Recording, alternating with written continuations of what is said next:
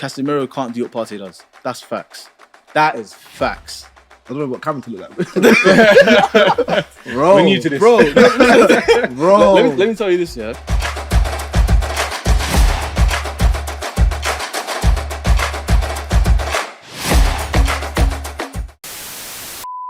Yo, guys, welcome to the Final Whistle, or TFW. Yes. I'm Mids MB.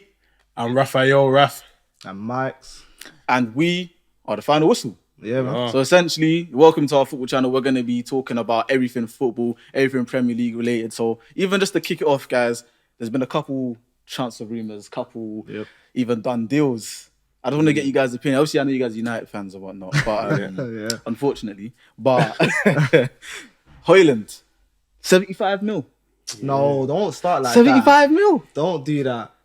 He ain't really 75 mil. I mean, there's them add-ons. Unless you're talking naira. Or I said naira. or rupees or something. We've got to win the league or Champions League for them to actually be in play. Cool. So let's say what, 65? 65. Okay, cool. Still bad. It's mad. It's a lot of money. It's a lot of money. Let's be real. For a striker that's only scored, did he even score 10 goals last season? 9. Exactly. And that's why I asked you, because I know 9 goals. But do you know what the thing is? I think in 10 years' time, or let's say 8 years' time, when he's in his prime, 65 million should really be nothing.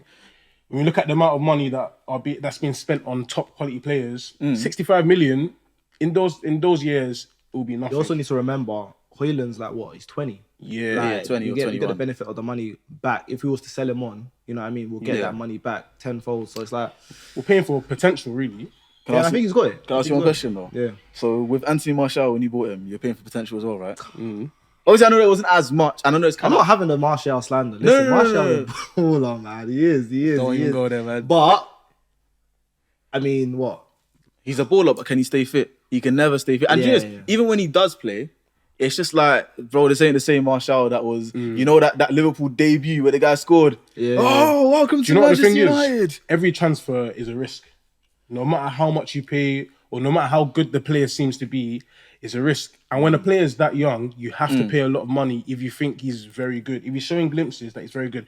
Also, the 9 goals thing, let me touch on this here. To everyone that says he only scored 9 goals. 9 goals? He started the season as a substitute. Okay. So when they say he made 34 appearances in the league, more than half of them were off the bench. Yeah. I hear it. It was only in the second half of the season that he actually started playing and starting games, and which he scored even 4 games in a row.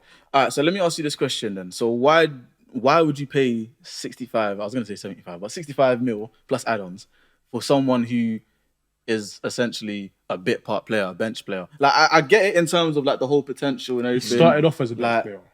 Okay, yes, I hear that. Started off as a bench player, but then why wouldn't you give him another season to actually have a season as and then there'll be more people in for him, and then that's raising the price. I hear it, but I feel like it's better to buy early, make that signing. Yeah. And I feel like, especially in this, I won't stay in this too long, but I feel like within our team, with Bruno behind him, Mount behind him, we're looking for that focal point striker. We're looking for it for years. Yeah. We're looking at Kane, and I'm thinking either Kane's not going to leave, and then we'll get him for free next year, or he's going to go buy him, but I doubt he's going to go buy him. I think he's just going to stay at Tottenham for another season. That goes into Kane, because I think he's not going to go buy him. He wants that Premier League record. He's going to stay and go for free. And it's going to us. The thing is, we never know. We never know. By the time this video's out, we might even have the Here We Go from Fabrizio. Oh, for Bayern, isn't it? Yeah, for Bayern. Yeah, I think bet down he ain't going to buy him, man. I think he's so desperate to leave that if he goes, if a club comes in for him, he's going to go. But why go now when you can go to a plethora of clubs for as much money as he wants next year? Exactly. So that's what I was hearing. And apparently, Ange Postecoglou, I don't know if I'm saying that right, but the new Tottenham manager, apparently he's winning over a lot of the players. And apparently, what I'm hearing is that even Kane is considering Kane ain't doing that again. No. How many apparently, managers Kane been through? What? What's his name? Mourinho. Who was the guy? Who was the interim? That guy, Conte's guy, isn't it? Bro, the bear of them. Even Ryan Mason. How many of us told him a dream? You know what I mean? He ain't staying. I think because the thing is, this is a manager who's obviously done bits in Scotland, and he already comes with. I mean, that's what I know of him. Obviously, he has previous experience and whatnot on his CV, but he's come into the team and he's getting everyone on board. Like people, even when I think James Maddison did an interview the other day, and he was just talking about how everything just feels. Obviously, he's a new signing, but everything just feels like everything is pumped. Like let's go and get something. And obviously, Tottenham having the poor season they did last year, the limelight's not really on them to do much. And let's be real, Tottenham haven't really signed anyone this summer. Sam Maddison. No, I mean like anyone that's like a how can I say, like a marquee signing. Yeah, but on that note though, do you not think, since we're sticking with transfers, do you not think Maddison will be a good signing? Oh, 100%. Yeah, I think that's actually a low key. It's like a dark horse signing. Bro, very good. I think Maddison is going to surprise a couple people because Tottenham, as much as I don't like them, Tottenham always lacked that creator. Since Eriksen left, what was it, 2018 or 17, something like that? And then before that was Dele Alli. Exactly. You know what I mean? They don't have a number 10. That's why Harry Kane it was so much on Harry Kane to get the assists and goals. He would drop deep, let Son and either Kulusevski or Lucas Moura before when he was playing come in a bit tighter. Yeah. Now I think Maddison's a great signing for Spurs, honestly. I mean, I wanted him at United, but Really? I did. I wanted him at United. I think instead of Mount, I would have had Maddison in my team. But don't you think they're two different types of players though? Yeah, but Maddison can play in the 8. I mean, I feel like Mount's also gonna drop in for Bruno in certain games, and Eriksen will come into the 8 at times. But what were you saying about Arsenal though? Your signing? You know what? I think we've done good business. You know, I can't lie. Obviously, Rice copying United with Timber, but I hear it, man. It's calm. Can I just say one thing? Calm. I hear it. You man really thought it was coming to you after the FA Cup final. I can't lie. When I was watching the FA Cup final and they said Timber is in the building, I thought that's it. He's coming to us. He's not getting City, so I thought he's coming to us. He was in London for another reason. Yeah, he snaked it still. Nah, Timber's quality. Like I've been a fan of him and his brother for a while now. To be honest, like I think it was 3 years ago is when I first saw them. I was like, yeah. He's a baller. I think he might end up getting shifted up into that right back position. Oh yeah, 100%. Definitely. But whether he plays centre back or right back, even just for squad depth, I think it's a very good signing. It's a great signing. I feel like he's gonna play majority of his time right back. Ben White's not gonna get much game time. But I feel like you're playing Champions League this year, so I think that he's going to drop into that centre-back positions when you need him to. FA Cup, Carabao Cup games, you've got a lot of games, so I think it's a great signing. It really is. I think Arsenal are one of them teams that have got mad squad depth. We have to give it to them. Yeah, now we have, and that's the thing that we were lacking over the last 2 years. Even when you think about when we finished 5th, and we bottled top 4, it's because we didn't have depth. Bottled top. Hey, listen. Wait. You bottled the league. Listen, can I just say, I fucking hate Arsenal. Are we swearing on this show? You're swearing. Yeah, calm. I fucking hate that stupid little club. Man swore and then asked, I'm sorry. You're right, bro. I hate that club. But hands up, I have to say, transfer wise, they've done this. I low key rate the Havertz signing. The thing is, I rate it as well, but it's like I'm on the fence. So I think it was before pre-season. I was like, Havertz, really? I don't know. I think I even put out a video saying I wasn't too sure, but I'm a trust Mikel. Obviously, watch the United game. Called him Mikel. Hey, listen, we lost the United game 2-0. Then we won against Barcelona and obviously Emirates Cup. And there was one other game, I didn't watch it, but there was another pre-season game that we won. And watching Havertz, even in the highlights, I was like, this guy looks shaky in that number 8. Yeah. But again, I can't really judge him too much because it's still pre-season. I feel before he played for you lot. I rated the signing a lot, highly. Then he started playing, I was thinking, is man really going to do that well? But I still think he's going to be a good sign. I think he's going to come into it. Once the season begins, I think he's really going to come into it. Who else did you sign again? Declan Rice. Oh. You know what, Fizz? Declan Rice. Spurs. I do like Declan Rice. You see him, I can't lie. I rated him. I think it was like 3 years ago when people started hyping him up and whatnot. And I was like, I mean, he's good, but I don't really hear it. Then 2 seasons ago, I was like, okay, he's got something about him. But you see, last season, I was like, yeah. I need this guy at my club. I think it's where you lot are going to play him though, because I think you guys are looking for him to be a Partey replacement or like drop into where Partey plays. That's not really his game. If Partey leaves. But even I feel like, if he leaves, but I think also you're going to start Rice over Partey, and I don't think he's that Partey player. Impossible. I've got to play him in that Xhaka position. Personally, in my opinion. Our best midfield, Partey staying where he is. Rice replacing Xhaka and then Odegaard. That itself is just like I don't understand, because there was a lot of people saying, Rice comes in, now we can sell Partey, and people act like Partey some any waste man. So are you like set? You definitely think Partey's staying? Oh, 100%. I would low-key take him at United. Of course he would. I wouldn't take I would Partey. not I'll be be real. taking Man United. course Why he do would. we need him? We've already got 'Cause we've we already need a got our six. old centre back. You know No, what I mean? we We've got need a- Casemiro. We But got we need Casemiro another- coming through, bro. No, but we need Casemiro another coming through, six. bro. United, if you guys I wouldn't take that. for some man, reason were to sign Partey, Partey wouldn't settle for that second fiddle to Casemiro. If anything, like I'm not gonna lie to you, if Don't I do it. was, Don't if I say was what you're 10 gonna say. Why? I know what you're gonna say. Don't say it. What was I gonna say? You're gonna say that Partey will play over Casemiro. No, I was gonna say that. Thank goodness for that. I was gonna say that. I was gonna say if I was Ten Hag and I was looking to get Partey or another quality six, I'd play him and Casemiro. I'll let Casemiro do all the dirty work, and I'll have I'll have someone like Partey to be As like an 8. No, not even as an 8, but as that deep playmaker. Someone who like Partey ain't that good to be. In like our that, system, man. that's where we play our 8s. I wouldn't get Partey in my team. We don't need him. He's not that type of player that we you need. need to retract that statement. He's He good. ain't, he ain't that good. He's Nah, good. he ain't, He's not that good. he ain't that good. Like you man gas Are you sure? to the heavens. He ain't that good, Bro. man. He ain't that good. Can't like even in the He's good for preseason Arsenal. games, I was watching him. Bro, he was bro, good. he's the guy is great. quality. The Alright, guy is cool. quality. Say that, Do you know this? man. Okay, all I'm gonna say is there's not many CDMs in the world that can do what Partey does when he does it well. Casemiro. No, Casemiro can't do what Partey does. That's facts. That is facts. I don't know what Cameron to look like. Bro, We're new to this. Bro, bro. let me tell you this, yeah? Cool. And I'm not saying Partey is better than Casemiro. I'm just saying Casemiro can't do what Partey does. The way Partey can dictate the game from that six, the way he can pick it up and just glide past players and then switch the ball to either Martinelli or Saka or And- them needle-fed passes. and how many Champions Leagues has he won with that? Oh, Nah, don't do Wait, that. but Basically, wait. I hear what you're saying. I hear what you're Wait. saying. They're different style of players. Yeah, in a man. way. Bro. What Partey does is he can control a game. He can Exactly. dictate the No, tempo yeah, I to an hear it. extent. I hear it. Casemiro doesn't really do that. Yeah. But what Ah. Casemiro can do, Partey can't do. I think he can do it, but not as well. That's He can't it. do it as well. That's he can't it. do it as well. And that's why I said But that I think Casemiro can do it, but just not as well as Partey. I think it's just different parts of their game that they do better than Casemiro each is other. stiff. That nigga can't glide or dribble past anyone. Please. Let's be real here. Let's be real here. He can do it, man. You don't play for that long at Real Madrid if you No, can't because play football. No, Let's because be no. real. I'm not saying he can't play it's football. it's just not his game. really. That dribbling aspect of his game, driving forward, he won't do that. It's not his game. He might have done that now at this first season at United because he doesn't have Yeah.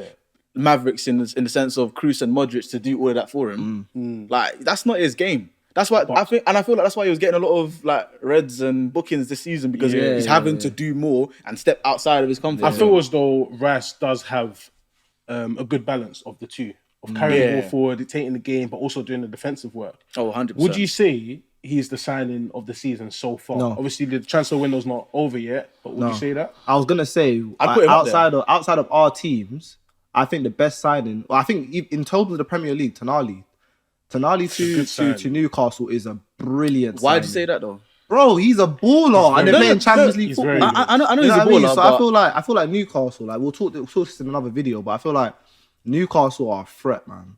They're a threat, especially they got Tonali, they got Bruno Grimaldo. Like they're getting places. Do you know what I mean? so let me say They're this. building slowly. Tonali is a very good player. I've always rated him, to be honest with you. Since he started, like, I've always rated him. But I wouldn't say he's signing of the summer or the season because it's just like it's not a position that Newcastle necessarily was screaming for. Do you get what I'm saying? Especially with Bruno Guimaraes there. Exactly. As well. Bruno Guimaraes and Joe Linton. That duo were playing. They were playing so well last Joel season. Linton in the Champions League is gonna get ran through. No, he's gonna get ran through. come on, No. He is not that player. Like you can do it in the Premier League because he can throw his Yeah. body around, but in the Champions League, you need to be able to play some football. Hey, Patton. That wasn't our pause though. That was no. I do get what you mean, but it was like obviously Tonali's a massive upgrade on Joe Linton, but it's not like they're signing. How can I say it? It's not like they're getting a striker that we know. Yeah, you're defo back in 25 at least, because even though Callum Wilson is quality, he's injury prone, and then obviously they got Isak, but it's not like they've signed someone where it's like this position we've been needing. Whereas with Rice, Xhaka, although he's played like a different player over the last 18 months, it's clear that, okay, this guy's he's aging, and aside of him, we have no one else. But I feel like with that Newcastle team, throughout the season, there wasn't a hole in their team that they need to improve in this position. I just think as that team, they just needed to go up a level. All around, they just had to go up a level. They need to get better players to get pushing, because now they're playing Champions League football. They're gonna have to play midweek, Sunday. They got FA Cup games, Carabao Cup games. The squad depth, they need to. Get 100%. You know what I mean? So that Tonali signing is really gonna help them push forward. Because if they didn't make it, and they just signed like players from Leicester going down, it's good, but it ain't gonna get them where they want to be. You feel me? So what about Chelsea then? If we're talking about teams that need to be where they want to be, I'm not gonna lie to you. It's gonna sound wild, but I'm almost inclined to say that Chelsea have done some of the best business in this transfer window. You know, bear in mind I said business. You mean in this transfer window or the last couple? Because I'll say no, in this one. In terms of letting go of players, they've done the right thing. They've let go of the right players. So many players that they've let go of. Yeah, I can't lie. Obviously, Mount was the contract situation and all that sort of stuff. They probably could have kept Havertz, in my opinion, but obviously they let him go. Need to let him go, man. But in terms of like offloading a lot of players that they don't want anymore, bro, they've taken advantage of that Saudi Arabia thing because they're getting good prices. Exactly. People like United. How much did we get for Alex Telles? 4 million, 7 mil. And then you've got someone like Edouard Mendy going for like 20 or 30. 30 mil. Even Koulibaly. They're doing the right thing. That's what we should be doing. Exactly. They're exploiting that market. I like it. All they need to do now, obviously they've signed Nkunku, Ugo Chukwu, centre mid from France, Disasi, another centre half, because obviously, unfortunately, Fofana's gone for the season now. And what's his name's gone as well. What's the other centre back that Chelsea got that went Saudi League? What's his name? Oh, Koulibaly. Yeah, Koulibaly. Yeah, exactly. And good money at like 25 million or something. So they made good business. You're right. And they've got Colwell coming back from Brighton, who had a very good season. He's a very good player. In terms of defence, it's like they're almost patterned. They've got Gusto in replacement for Reece James, you know, when he gets injured. I think the only thing that Chelsea need to do now, I would say sign a striker, but obviously they got Nicholas Jackson from Villarreal. If Chelsea was serious, if they bad Kane now, it's serious. I don't think they would. He's not going to make that move. He won't make that move, but it would be mad. They need that striker because do you know what? They've got all the players around it. Nkunku's not going to score you Haaland numbers. You know what I mean? Of course not. There's rumours about Lukaku going to Juventus, and then they think pay more, and then Vlahovic comes in, and I think that will be fine. Do you know what rumour I heard? Go on. It's a wild one, you know. So obviously everyone knows the crazy contract that Mbappe got offered for Saudi. Yeah. So apparently, no. Hear me out, because I heard it on the interwebs, innit? And I was like, say no more. So not the interwebs. Nah. The interwebs, the interwebs. I heard that apparently Chelsea could lodge a loan offer to PSG, where obviously they'll pay like a fixed fee for the loan, take Mbappe for a season. Mbappe's gone then at the end of the season. That's what I heard. And I'm not going to lie to you, if they were to pull something like that off, that would be smart business. It'd be great. It'd be great. Fantastic I don't think PSG would take that, because think of it, they're going to get like a loan fee for what, like 20 mil? That's basically his They want to get that loan fee will be hefty, bro. But not as much. They want to get the money now. Yeah, they want to get 150, at least 100 million. Right, 150 mil. But that's the thing. Obviously, loan. I hear it. Obviously, a loan fee for 150 mil would be crazy. Exactly. But if it gets to the point where it's like nearing deadline day and Mbappe is still there, they would rather keep him. If they're going to lose him for free next year, they would rather just keep him. Yeah, but he said himself that if he's not allowed to, apparently he said that if he's not allowed to move, he's willing to sit out the whole season, bro. No, because he can't do that. Otherwise, he'll be fine. You can't just sit out this season. Legally you actually can. It's PSG that are in the wrong legally by saying that you have to sign his contract. No. If he doesn't want to sign it, he doesn't want to sign it. That's fair enough. He doesn't need to sign it, but he's gonna have to play. Like if he's picked, he's played. If he's fit, he's gonna play. His job at the end of the day. He can get fined by the team, but because even when you think about it, remember when Carlos Tevez refused to come on and then he got fined by the club? Like he has every right to stay on the bench. So I feel like that's what Mbappe is saying. He's like, look, and to be honest, he's got all the power there. He even just got 60 mil or 50 mil for loyalty bonus. Obviously, you just said it's just a rumor, which probably is just a rumor. So probably Chelsea fans don't get too excited. I think on that note, we should round it up. We've got prediction video coming up soon. We've got loads of other videos coming. So hopefully you've enjoyed the first video. If you have, I hope you give it a like, comment. I hope you share it. I hope you subscribe, obviously. But also, more importantly, tell your friends to come and watch the channel. Support us. We've got lots of good content coming, isn't it? Follow us on Insta. We've got TikTok. We'll put that all in the description. And our personal pages as well in the description. So, yeah. All right. First peace. Madison, that's the Fair, completely. Welcome to the